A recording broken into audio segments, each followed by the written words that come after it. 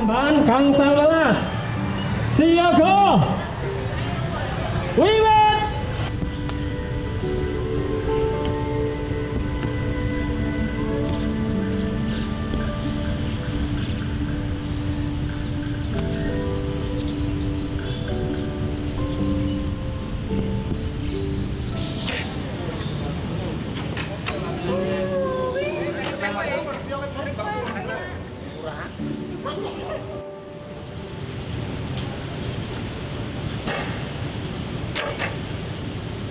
Arti dari jemparing itu adalah panahan tradisional Jawa gaya Mataraman. Jadi ini adalah dulu panahan yang di dalam benteng Keraton Mataram, Jogja dan Solo. Jemparingan itu dulu bukan ke arah prestasi, tapi mengarah ke kegiatan rutin untuk melatih menciptakan jiwa kesatria yang dikatakan tadi untuk sawiji, greget, sengguh, ora mingguh. Nah, awalnya seperti itu. Dengan berjalannya waktu, terus akhirnya jemparingan ini lebih diperkenalkan ke arah selain budaya ke menuju ke prestasi. Karena awal mula cabur panahan di PON itu juga dari panahan tradisi ini. Yang dulunya lebih kenal itu adalah jegulan, dulu seperti ini. Nah, karena dikenalkan ke arah prestasi, nah sekarang bentuknya seperti ini. Rampung. Wah, ini ada yang lucu nih.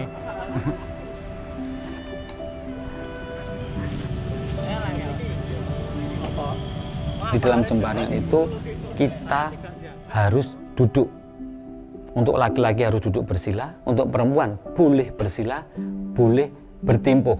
Itu juga ada maknanya di dalam jemparingan bahwa siapapun yang sudah masuk ke jemparingan, siapapun yang ingin menjemparing, itu semua harus duduk. Berdiri sama tinggi, duduk sama rendah. Jadi semua itu harus sama rata di situ.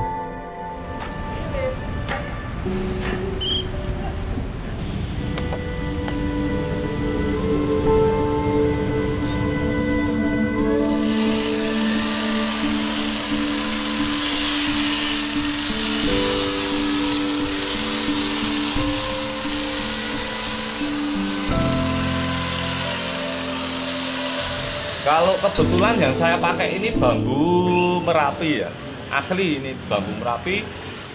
Ini bener-bener sudah tua. Ini bener-bener mungkin bisa sampai umurnya ini bambu ini bisa di atas 8 tahun. Yang paling sulit itu di pembuatan busur itu di pengembatannya. Pengembatan ini paling sulit karena tidak bisa dikejar waktu. Ini harus benar-benar menggunakan roso ya.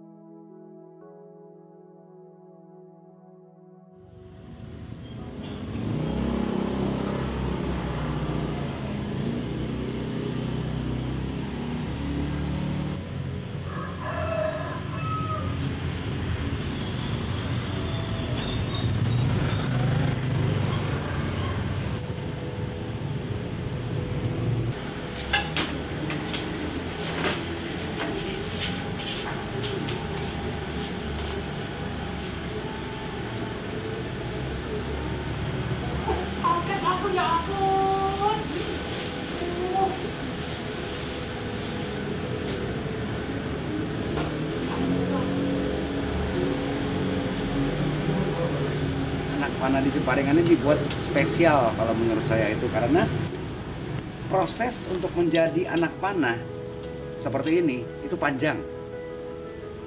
Ini bahannya sama-sama bambu petung yang seperti kita gunakan untuk lim atau sayap busur, tapi prosesnya berbeda pengolahannya dari bambu petung yang masih utuh sampai menjadi anak panah ini prosesnya panjang.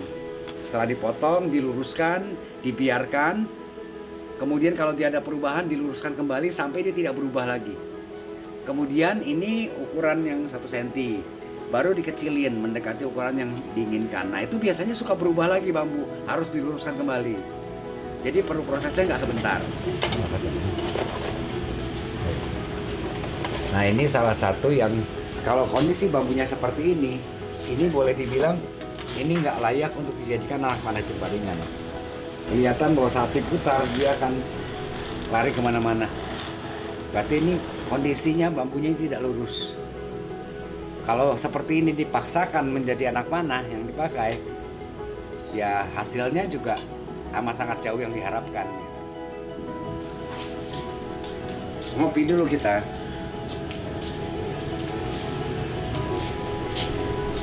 Gila, touring ini udah sama banget ya, udah bisa berkali-kali turun gitu ya.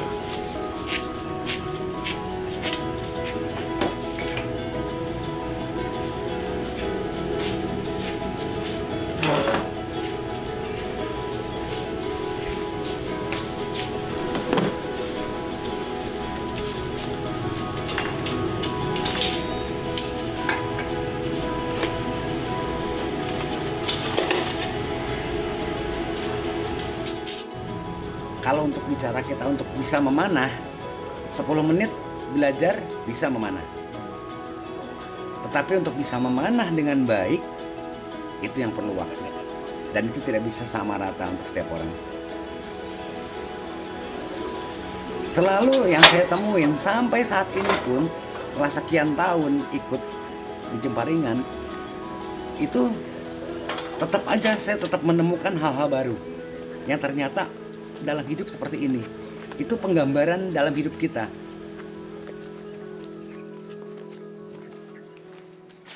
Halo, Mas Banu. Halo. Ini Mas, pesanannya busur yang kemarin, yang tingginya 170 sudah jadi, ini siap dicoba. Monggo di siap. Coba rumiyin. LBS-nya sudah sesuai tak ini? Sudah sesuai 24 lbs sesuai jenengan pesan. Oke. Sudah? Tapi nggih. Ya, coba dulu.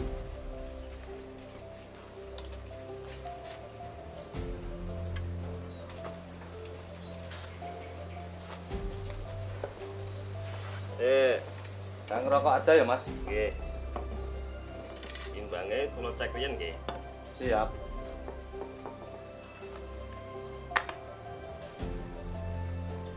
Oke.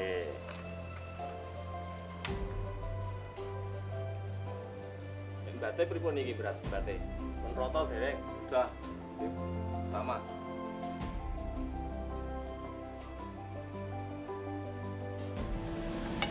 Kenapa kita masih tetap melakukan? Ya mungkin yang saya lakukan dulu panahan, sama-sama panahannya, kegiatannya yang sama. Tapi apa yang kita pelajari itu jauh berbeda, amat sangat jauh berbeda. Dulu pada saat saya ikut panahan, waktu itu kebetulan bukan untuk prestasi, tetapi saya untuk keperluannya adventure.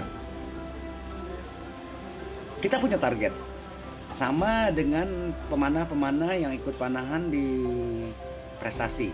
Mereka punya target, mencapai skor atau ikut kejuaraan di mana gitu. Itu target mereka. Jadi kegiatan manah mereka dipenuhi dengan target itu tadi. Mereka belajar memanah untuk mengejar target. Tetapi yang saya temui di Jemparingan bukan target yang dikejar. Pak Kadi mau nyoba? Siap. Coba. Oke. Yang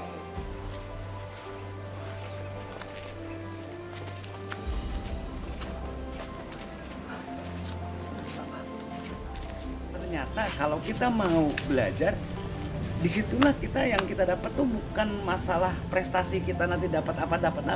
Itu hanya nomor kesekian nantinya. Tetapi yang kita dapat itu adalah pelajaran yang kita bisa lihat. Yang itu tadi kita dapatkan.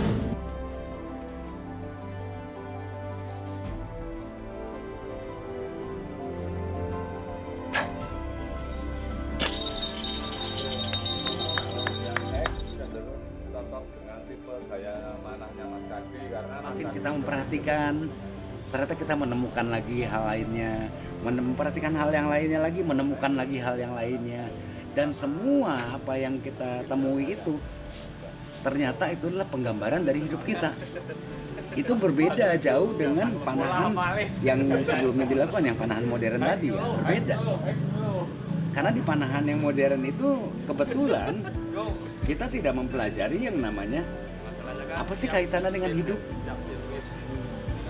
Tidak ada di situ kita mempelajari itu. Yang kita isi saat kita ngomong itu adalah apa? Bagaimana kita mencapai target? Target apa yang mau kita capai? Tujuannya itu. Tapi di Jemparingan enggak.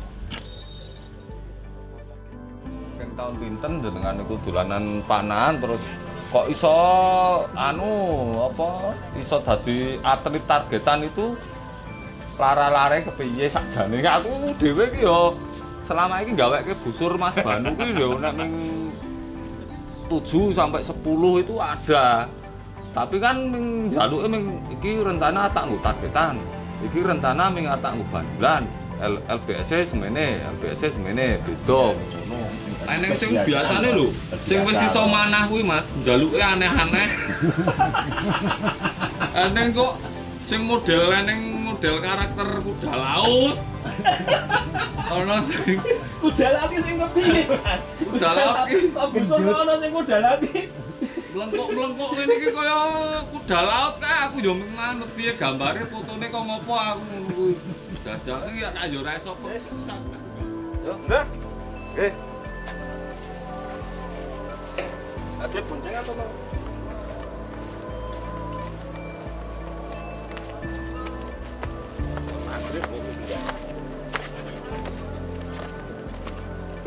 Nanti tolong dicekleke ya ini ya. Ya, dengan sakit niku.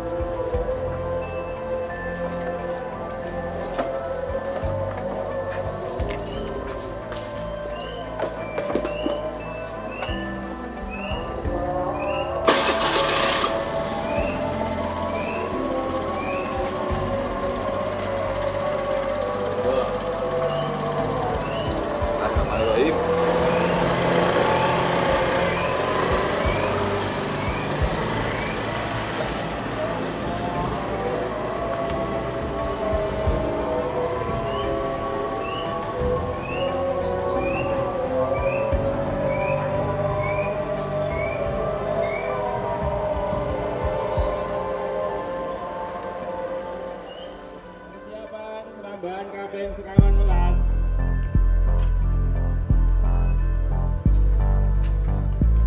Siapa?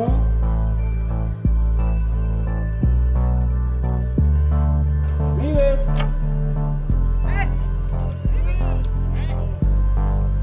Mungkin lebih tepat dibilang perlombaan ya. Kalau panahan itu bukan pertandingan, tapi perlombaan. Pertandingan itu kita punya lawan. Kita bertanding. Ada tandingan kita kan. Kalau berlomba umum, kita membawa individu kita masing-masing, kita berlomba. Satu lagi, Pak Toyo tambah. Nah kalau panahan itu bukan pertandingan, karena lawan kita cuma sasaran, bukan orang lain. Yang kita lawan saat kita perlombaan panahan itu sebenarnya siapa? Itu diri kita sendiri. Musuh kita sesungguhnya bukan orang lain, bukan peserta lain, bukan sasarannya sendiri, bukan. Tapi diri kita sendiri yang jadi musuh. Saat kita dalam perlombaan panahan yang mungkin memang ada indikatornya, poin, skor, atau target.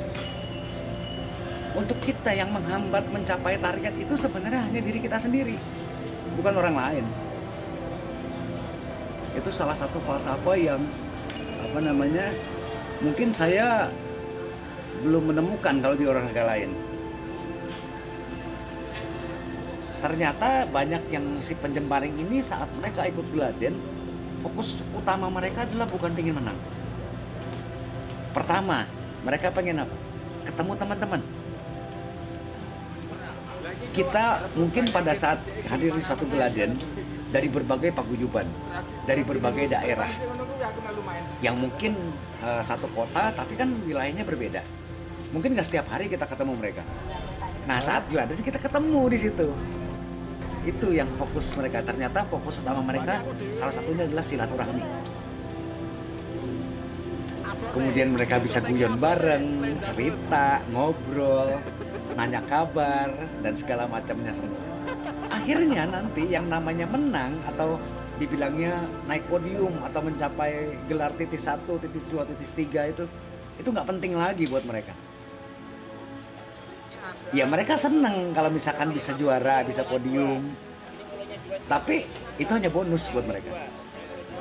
Mereka lebih senang kalau datang ke Laden bisa ketemu sama teman-teman. 8. Ada lagi lah yang 9 kan itu. 1 8. Pak Tito 9. Pak Tito 9. Pak Tito 9.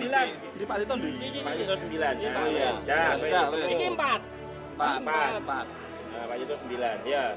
Berarti 11, 10, 10, 9. Berarti tidak ke siji kene sing Tulis yang sore, ini sore. sing satu sapa? 1 Pak Bandono. Oh, tamu 11 mau.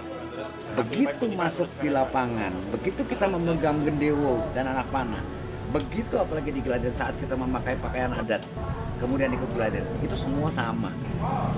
Kita sama-sama pemanah, kita adalah sama-sama penjemparing.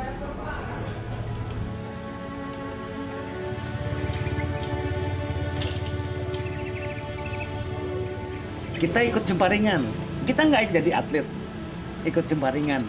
Tapi kita mempertahankan satu budaya yang milik kita, milik Indonesia. Salah satu ya dari sekian banyak budaya yang kita punya, itu aja kan sudah menunjukkan kecintaan terhadap tanah air. Mungkin hanya itu yang bisa kita lakukan saat ini. Ya kalau kita bisa melakukan yang lebih, kita lakukanlah yang lebih. Tapi paling tidak kalau buat saya, apa yang bisa kita lakukan, kita lakukan. Demikian juga dengan teman-teman, saya kenal kebetulan dengan beliau-beliau mereka itu. Yang mereka lakukan ya seperti itu. Apa yang mereka bisa lakukan, mereka lakukan. Karena kecintaannya terhadap tanah air, terhadap budaya. Mereka mungkin nggak dibayar, nggak cukup bayarannya. Mereka nggak mikir ke sana. Tapi kenapa sih mereka masih melakukan? Senang hidup mereka di situ.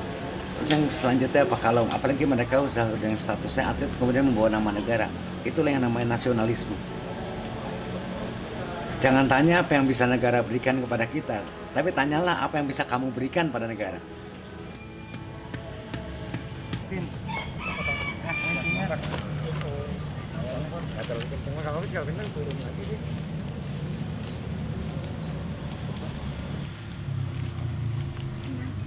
Kita sama-sama kegiatannya memanah.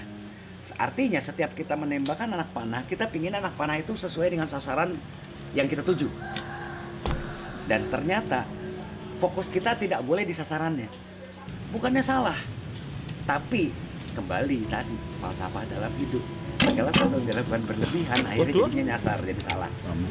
Kita terlalu pingin fokus di sasaran sampai akhirnya kita melupakan diri kita. Padahal yang membuat kita salah menembakkan anak panah itu apa?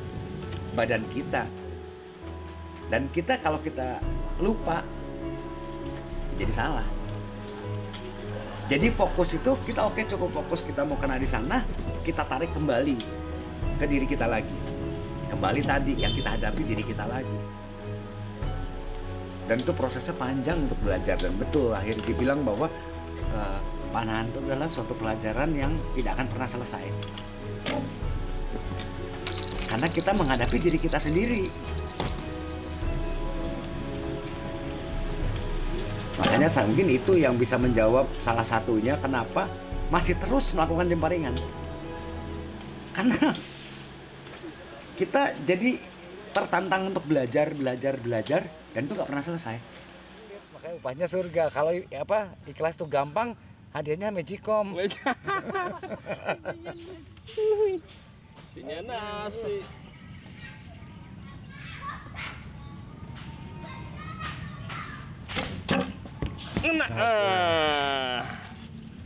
Enggak juga. Ora gelem.